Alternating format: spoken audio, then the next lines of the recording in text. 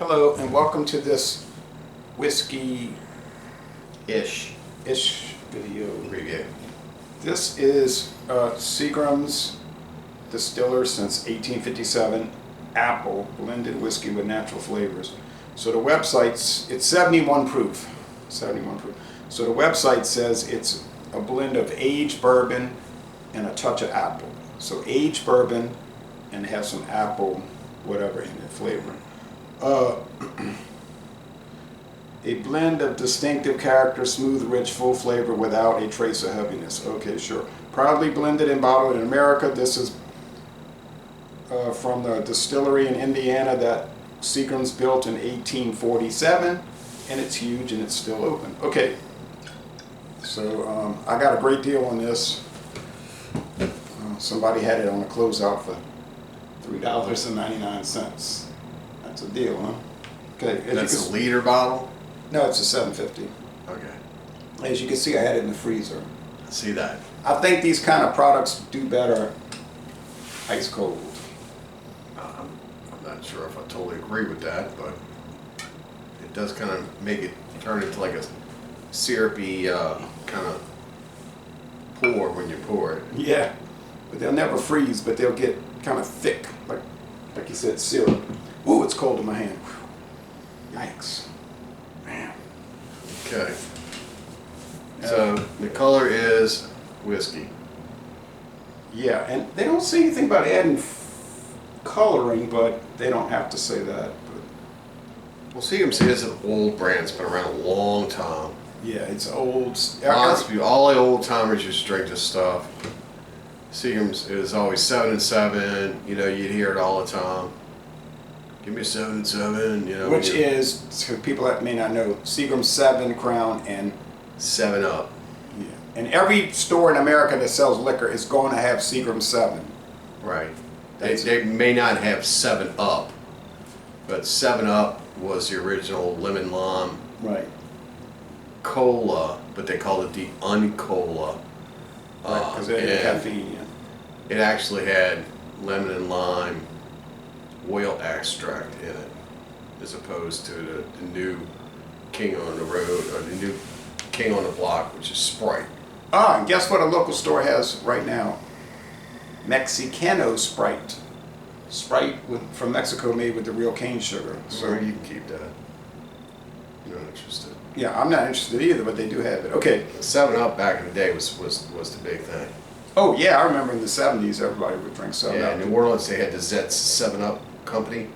They were over there off of, I believe, St. Claude. It looked like something out of like one of those cartoons, you know, like the Grinch characters, where it would go way up in the sky. You could see like this big like conveyor belt thing going way up in the sky like that, and the product was coming down off of it. So it was really strange. It was off, I believe it was off St. Claude somewhere.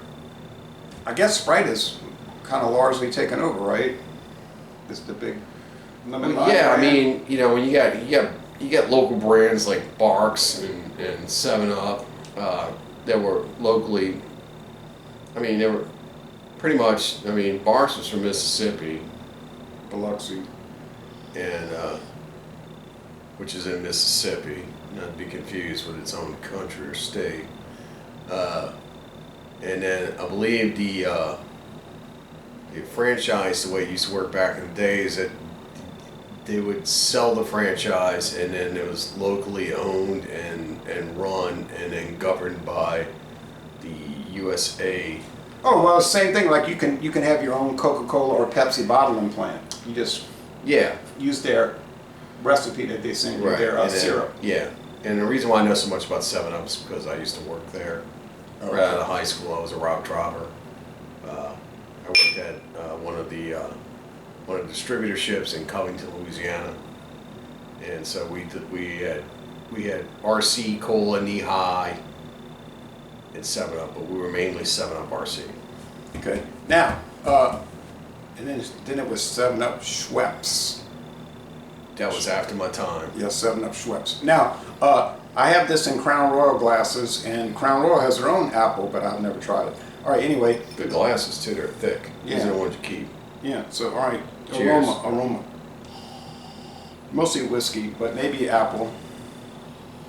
We get a little apple, little apple. What I can smell is a little apple, kind of like the apple pie crust thing going on. Yeah. So aged bourbon, we don't know whose bourbon, maybe just a non-branded bourbon, just a base bourbon. Okay. Yeah. Thank you, crap floating around in the air. I don't know what that meant. All right. Well, it's obviously green apple, and there's some kind of spice in it. They got to be adding some kind of spices, like Yeah, it's like apple pie spice. I taste it. like cinnamon or something. No, it's not cinnamon. It's like Grammy, kind of graham cracky a little bit. But, you know, you ever had graham crackers and they had like that coating on them that made them kind of sweet?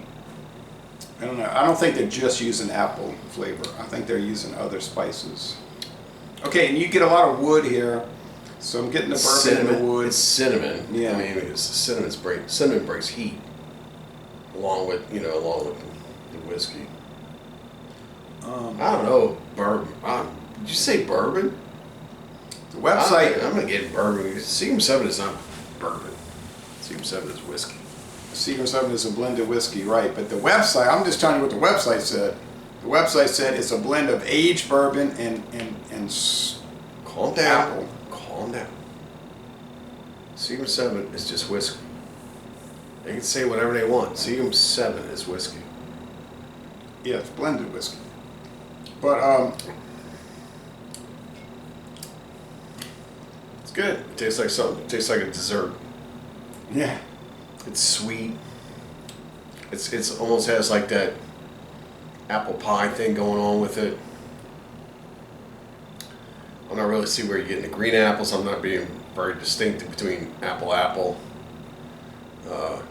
But maybe the label put that in my mind with all the green. because it's on it. green, yeah. Now there's another one they got out right now called Seagram's Honey, where they're using honey. I haven't tried. Huh? Like a mead. Yeah, I haven't tried that because I hadn't found it for $3.99. Anyway, I wonder if this would do well in coffee. Some coffee and milk. I don't know. Because I'm not going to sit here and just sip on this every day. I might infuse it in coffee. I think this would be really good as a alternative to a bread pudding sauce. Oh yeah? Huh. Yeah. So Okay. Because in most bread puddings you have cinnamon and raisins. Some people like raisins, some don't. Some of them make them kind of custardy, some don't. But yeah, this would be like something you reduce it a little bit and then pour it on top. Maybe a little scoop of vanilla ice cream on the side. Okay, so overall, as a apple flavored whiskey liqueur, which is what it is, how would you score this thing? It's an A. An A, okay. Yeah, I give it like a 92. A minus, okay, I'll go along with that. A minus, 92 out of 100. It's an enjoyable product. I don't have anything to like base it against, so. All right, we're not over here drinking lots of apple flavored products. No, and it tastes good. I mean, if you like, I mean, and then you served it ice cold. See, I think I did the right thing putting it in the freezer. Now, personally, I would rather drink Seagram 7 Crown at room temperature, just the regular Seagram 7. But this is not what that is. So, but I do have a bottle of Seagram 7, over there. So why is Seagram 7 known as Seagram 7 Crown? The company never said why. Came out in 1934, and I think that it has something to do with the Kabbalah. The Jewish. So if you look at the label from a distance, you really can't see the crown that's on top of the 7. And there's 7 crowns on all the labels. 1, 2, 3, 4, 5, 6. I think it's some kind of like mysticism, numerology, Kabbalah stuff. Maybe days of the week. You can drink this every day of the week. And if you did, you wear a crown and be the king of drinking, maybe. But it's probably some kind of code, Right. The Seagram's code, the Bronfen code. All right, well, we're going to end this review by saying y'all go to Lawrenceburg, Indiana, and take a distillery tour, if they'll let you go on one. So long, folks. Drink better whiskeys.